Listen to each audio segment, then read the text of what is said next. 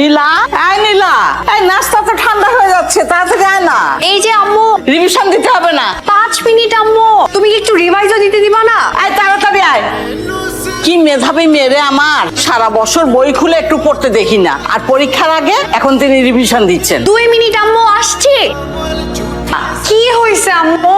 আচ্ছা, পরীক্ষা তার 20 মিনিট বাকি আছে, তাড়াতাড়ি নাস্তাটা করে নে, ঠান্ডা হয়ে যাচ্ছে। ডিম কেন আম্মু? আজকে না আমার এক্সাম। ডিম খেলে সমস্যাটা কি? সমস্যা আছে, একটা প্রশ্ন কমন পড়বে না, শেষের রেজাল্টের সাথে একটা ডিম যোগ হয়ে 00 পাবো। ডিম খাবো না। আরে আসি।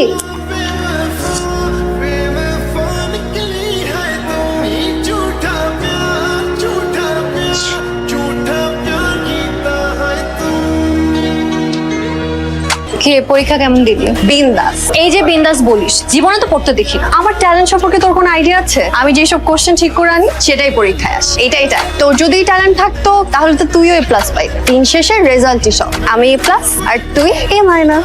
নকল করে আবার A+। জেলাসি।